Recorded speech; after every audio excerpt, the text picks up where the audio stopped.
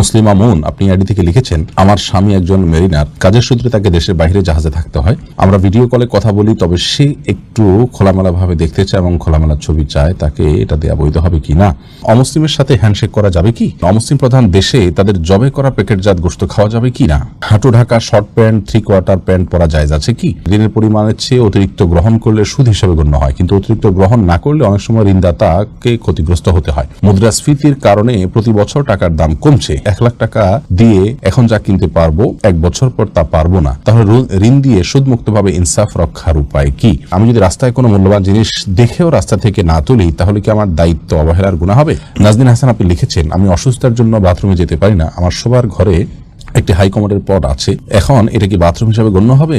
মানে এখানেও কি বাথরুমে যেসব রুলস আছে ওগুলো ফলো করতে হবে? আর এখানেও কি জিন বা শয়তান থাকতে পারে? অসুস্থতার জন্য বাথরুমে আপনি যেতে পারছেন না, আপনার রুমে যদি কমোড থাকে তাহলে কমোডের আশপাশের জায়গাটা যখন ঢুকবেন আপনি, অর্থাৎ কমোডে যখন পা দিবেন তার আগে আপনি বাথরুমের দোয়া পড়বেন এবং একইভাবে আপনি বের হওয়ার সময় দোয়া পড়বেন। ইনশাআল্লাহ বিদিনিল্লাহ এই সুন্নাহগুলো আপনি মেনে চলবেন, তাহলে ইনশাআল্লাহ বিদিনিল্লাহ দুষ্ট জিনের উপদ্রব থেকে আপনি রক্ষা পাবেন। যদি কারোর আপনার টয়লেট বা বাথরুম এর জন্য কোনো আপনার বিশেষ ব্যবস্থা না থাকে এবং উন্মুক্ত জায়গায় কেউ করেন, তাহলে সেক্ষেত্রে তিনি একইভাবে আমলগুলো করবেন।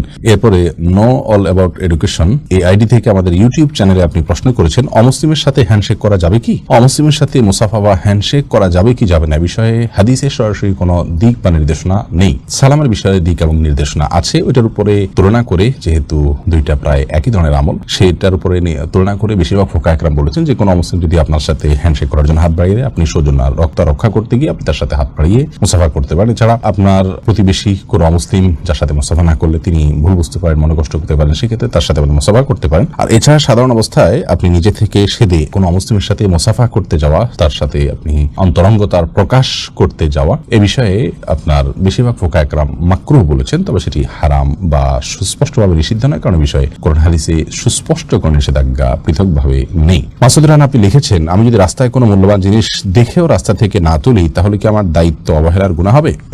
দেখুন, আমরা যদি কোনো মূল্যবান জিনিসপত্র পাই এবং সেটি পাওয়ার পর তুললে আমি সেটা খেয়ে ফেলবো না বা আমার দ্বারা তসরুফ হবে না, এরকম আস্থা যদি নিজের প্রতি থাকে, তাহলে সেটা তো অবশ্যই তোলা যাবে। তোলাতে দোষের কিছু নেই। আমাদের দেশে অনেকে মনে করেন যে হারানো জিনিস বা কুড়িয়ে পাওয়া জিনিস যদি তোলেন কেউ, তাহলে সেক্ষেত্রে দ্বিগুণ দান করতে হবে। এটা ভুল ধারণা।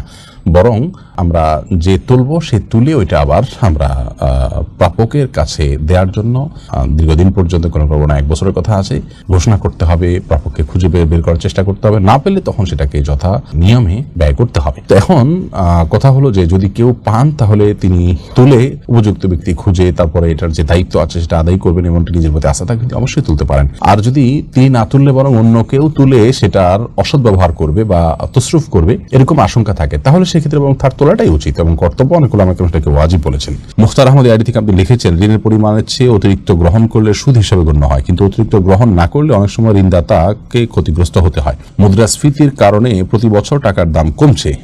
1 লাখ টাকা দিয়ে এখন যা কিনতে পারবো 1 বছর পর তা পারবো না, তাহলে ঋণ দিয়ে সুদমুক্ত ভাবে ইনসাফ রক্ষার উপায় কি? দেখুন, ঋণ দিয়ে একটা ইবাদত, এটা লাভের জন্য দেওয়া হয় না এবং এক্ষেত্রে যদি সামান্য ক্ষতি হয়, সেই ক্ষতিটা আমরা পুষিয়ে নিতে পারি।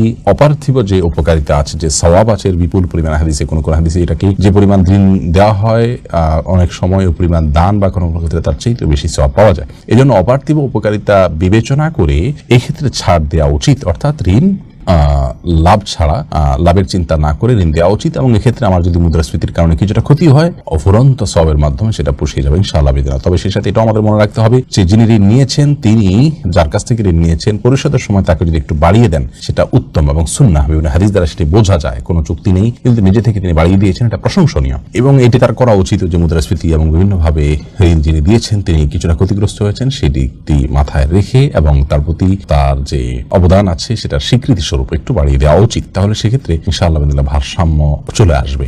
তবে মুদ্রাস্ফীতির কারণে আপনার ঋণের অর্থ বাড়িয়ে নেওয়া, এটার কোনো অনুমতি পৃথিবীতে কোনো স্কলার এখনো পর্যন্ত গ্রহণযোগ্য কোনো স্কলার দিয়েছেন বলে আমাদের জানা নেই। ফাওয়াদ আপনি লিখেছেন, হাঁটু ঢাকা শর্ট প্যান্ট 3/4 প্যান্ট পরা জায়েজ আছে কি? যদি কোনো 3/4 প্যান্টটা কেউ এমনভাবে পরেন যার ফলে তার হাঁটুর নিচে সেটি চলে যায়, একজন পুরুষ মানুষ হাঁটুর নিচ পর্যন্ত তার যদি ঢাকা থাকে, তাহলে সেটি পরা তার জন্য জায়েজ হবে, যদি কোনো অমুসলিম বা ফাসিকদের কালচার সেটি না হয়। আমরা জানি যে এই জাতীয় প্যান্ট বেশিরভাগ ক্ষেত্রেই আমাদের সমাজে যারা ফাসিক হয়ে থাকে, যাদের মধ্যে আল্লাহর ভয় থাকে না, যাদের মধ্যে যথেচ্ছা জীবন যাপন করার প্রবণতা আছে, এই মানুষগুলো বেশিরভাগ ক্ষেত্রে পড়ে থাকেন। তাদের সাদৃশ্য যেন না হয় সেদিকটা আমাদের খেয়াল করা দরকার। আবু দাউদের হাদিসে নবী আলাইহিস সালাম বলেছেন, মান তাশাব্বাহা বিকওমিন ফাহুয়া মিনহুম, যে ব্যক্তি কোনো জাতির সাথে সাদৃশ্য গ্রহণ করবে সে তাদের অন্তর্ভুক্ত হবে।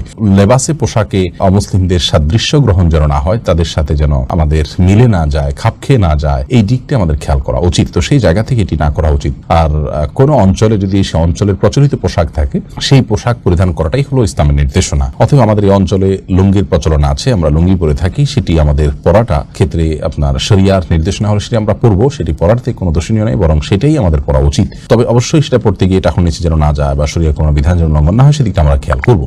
আজকাল আক্ষেপের বিষয় আমরা দেখি যে আমাদের অনেক তরুণ ভাইয়েরা, অনেক কিশোর ভাইয়েরা তারা লুঙ্গি পড়তে চান না, তারা লুঙ্গি মোটেই পড়তে চান না, তারা এই থ্রি কোয়ার্টার, হাফ প্যান্ট ইত্যাদি এগুলো পরে থাকেন। এগুলো পরে তারা নিজেদেরকে স্মার্ট মনে করেন, তারা নিজেদেরকে আধুনিক মনে করেন। এটি হলো আসলে একজন মানুষ যখন হীনমন্য হয়ে পড়ে, একজন মানুষ যখন নিজের বিশ্বাসের প্রতি তার আস্থা এবং বিশ্বাস দুর্বল হয়ে পড়ে, তিনি যখন অন্যের কৃষ্টি এবং কালচারকে ধার করার মতো প্রবণতা তার মধ্যে থাকে এবং লেজবৃত্তি করার মানসিকতা থাকে এবং স্বাধীন চেতা মানসিকতা না মানে অতিরিক্ত স্বাধীন চেতা মানসিকতা থাকে, যার ফলে তার স্বকীয়তাই তিনি হারিয়ে ফেলার মতো পর্যায়ে চলে যান। এরকম মানসিকতার কারণেই কিন্তু এগুলো হয়ে থাকে। অতএব এই কালচারগুলো আমাদের জন্য কোনো ভালো কোনো কালচার নয়। আল্লাহ তাআলা আমাদেরকে বোঝার তৌফিক দান করুন। তো খোলাসা কথা হলো যে হাঁটু যদি ঢাকা পড়ে তাহলে সেটা পরা জায়েজ আছে, তবে যদি এই ধরনের পোশাক সচরাচর ফাসিক, ফাজের এবং যাদের মধ্যে আল্লাহ ভীরুতা নাই, এই টাইপের মানুষদের আপনার অভ্যাস হয়ে থাকে, কালচার হয়ে থাকে, তাহলে এটাকে বর্জন করা উচিত।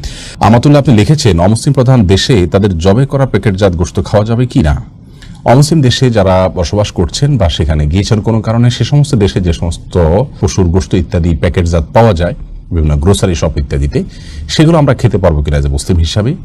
এর উত্তর হলো যে এগুলো যদি কোনো আহলে কিতাব অর্থাৎ কোনো ইহুদি খ্রিস্টান বা কোনো আসমানি গ্রন্থে বিশ্বাস করেন, বিভিন্ন নবী রাসূলে বিশ্বাস করেন, যেমন খ্রিস্টান আছেন, ইহুদি আছেন, তাদের জবে করা যদি কোনো পশু হয় তা বা তারা জবে করেছেন এরকম যদি জানা যায় বা তাদের এলাকা হয়, তাহলে সেখানকার পশু খাওয়া যাবে। আল্লাহ তাআলা কোরআনে কারীমের সূরা মায়েদার 5 নম্বর আয়াতে বলেছেন, আল-ইয়াওমা উহিল্লা লাকুম তাইয়্যিবাত ওয়া তা'আমুল লাযীনা উতুল কিতাব, আজ তোমাদের জন্য হালাল খাবার সমূহকে, পবিত্র খাবার সমূহকে হালাল করা হয়েছে এবং যারা আহলে কিতাব তাদের খাবারকেও তোমাদের জন্য হালাল করা হয়েছে, অর্থাৎ তাদের জবে করা পশু তোমাদের জন্য খাওয়া হালাল করা হয়েছে। তবে শর্ত হলো আহলে কিতাবরা যে পশু জবে করবে সেই পশু জবের ক্ষেত্রে তারা আল্লাহর নাম নিতে হবে, এবং দ্বিতীয়ত হলো সেই পশু জবে করার ক্ষেত্রে পশু জবের যে শর্ত আছে যেমন রগ কাটা, এটা নিশ্চিত হতে হবে। যদি এই দুটা নিশ্চিত হয় তাহলে তাদের জবে করা পশু আপনি খেতে পারবেন। তবে আহলে কিতাবরা জবে করার সময় তো আমরা দাঁড়িয়ে থাকতে পারবো না, রগ কেটেছে কিনা, বিসমিল্লাহ বলেছে কিনা। এই জন্য তারা যদি জবে করে থাকে, সচরাচর তারা আল্লাহর নাম নিয়ে থাকে, তাহলে সেক্ষেত্রে সুধারণাবশত তাদের জবে করা পশু খাওয়া যাবে। আয়েশা রাদিয়াল্লাহু তাআলার ব্যাপারে সহিহ বুখারীতে একটা হাদিস বর্ণিত হয়েছে, তিনি একবার নবী সাল্লাল্লাহু আলাইহি সাল্লামকে এই ধরনের একটা প্রশ্ন করেছিলেন যে আহলে কিতাবদের জবে করা পশু আমরা খাবো কিনা, আমরা তো জানি না তারা আল্লাহর নাম নিয়েছে কিনা। তখন নবী সাল্লাল্লাহু আলাইহি সাল্লাম বলেছেন, তুমি খাও আল্লাহর নাম নিয়ে, তুমি বিসমিল্লাহ নিয়ে খাও। তার মানে তাদের জবে করা পশু আপনি খেতে পারেন, তারা বিসমিল্লাহ বলেছে কিনা, রগ কেটেছে কিনা, এটা নিয়ে আপনার ধোঁয়াশা করার দরকার নেই যদি সচরাচর তারা এটা করে থাকে। কিন্তু বাস্তবতা হলো যে আজকের পৃথিবীতে আমরা জানি যে খ্রিস্টানরা, ইহুদিরা তারা আল্লাহর নাম নেয় না বললে চলে, এবং তাদের মধ্যে তাদের নিজেদের যে ধর্ম, সেই ধর্মকেই তারা খুব একটা ধারণ করে না। তো এরকম আহলে কিতাবরা যদি পশু জবে করে, তাহলে সেক্ষেত্রে তাদের প্রতি সুধারণা বশত যে তারা আল্লাহর নাম হয়তো নিয়েছে, হয়তো তারা ওইভাবে রকটক দেখে কেটেছে, হারাম বাজ বিচার করি, এরকম সুধারণা বশত তাদের পশু এই যুগে খাওয়াটা কঠিন এবং এটা যায় না। শেখ মুফতি আল্লামা তাকি উসমানী হাফিজাহুল্লাহ তিনি এই বিষয়ে ফতোয়া দিয়েছেন। এছাড়া বিন বাজ রাহিমাহুল্লাহ বলেছেন যে সুধারণা বশত খাওয়া যেতে পারে, কিন্তু ওই যে যদি জানা যায় যে তারা এটা করে না, তাহলে সেক্ষেত্রে কিন্তু খাওয়া যাবে না। অর্থাৎ তারা আল্লাহর নাম নেয় না বা রক কাটলো কিনা এই দিকটা খেয়াল করে না। আজকালকার ইহুদি খ্রিস্টানদের যে অবস্থা, তাদের যে ধর্ম বিশ্বাসের প্রতি তাদের যে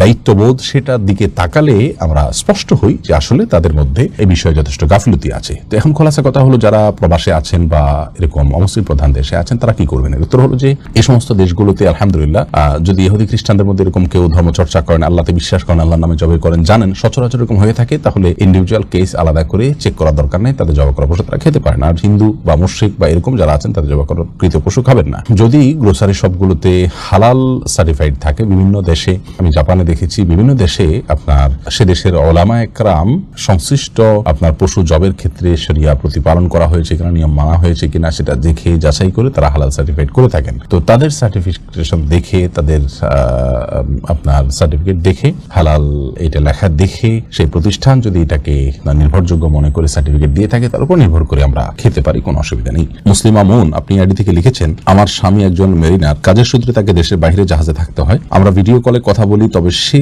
একটু খোলামেলা ভাবে দেখতে চায় এবং খোলামেলা ছবি চায়, তাকে এটা দেওয়া বৈধ হবে কিনা। বোন, এ বিষয়ে উত্তর হলো যে স্বামী স্ত্রী একে অন্য দ্বারা উপকৃত হতে পারবেন এবং একে অন্যের শরীরের যে কোনো অংশ থেকেই তারা আপনার তাদের যে জৈবিক চাহিদা আছে সেটা পূরণ করতে পারেন, সেটা দেখার মাধ্যমে হতে পারে। তবে আমরা জানি সবাই যে ওভার ফোনে বা বিভিন্ন আপনার যে হোয়াটসঅ্যাপ ইত্যাদি আছে, এগুলোর মাধ্যমে যখন আমরা কথা বলি বা ছবি আদান প্রদান করি বা কথাবার্তা বলি, এগুলো থার্ড পার্টি মনিটর করে, তাদের সংরক্ষণে থাকে এবং এটি যদি বেহাতে চলে যাওয়ার সম্ভাবনা থাকে, যেমন স্বামী স্ত্রী একে অন্যের মোবাইলেই সেভ করার মাধ্যমে বা রেকর্ড করার মাধ্যমে, ধারণ করার মাধ্যমে এগুলো অন্যের চোখে চলে যেতে পারে, সে আশঙ্কা যদি থাকে, তাহলে সেক্ষেত্রে এগুলো করার ব্যাপারে আমাদের সতর্ক থাকতে হবে। তবে বেসিক্যালি এটা হারাম বা নাজায়েজ কোনো বিষয় নয়, বিশেষ করে স্বামীর চরিত্রকে হেফাজত করবার জন্য এবং তার যে চাহিদা, যৌন চাহিদা আছে সেটা স্ত্রীর হতে পারে, এই জৈবিক চাহিদা এটি পূরণ করবার জন্য তারা এই ভিডিও চ্যাট বা ছবি আদান প্রদান করার কাজটি করতে পারেন। মৌলিকভাবে এটি হারাম নয়, তবে সে যেন বেহাত না হয় এবং ফর্দার খেলাপ না হয়, অন্যরা যেন দেখতে না পায়, তাদের যেন আব্রুর ক্ষতি না হয়, সেদিকটি তাদেরকে খেয়ালে রাখতে হবে। প্রয়োজনে এগুলো সাথে সাথে ডিলিট করে দেয়া ইত্যাদি এই কাজ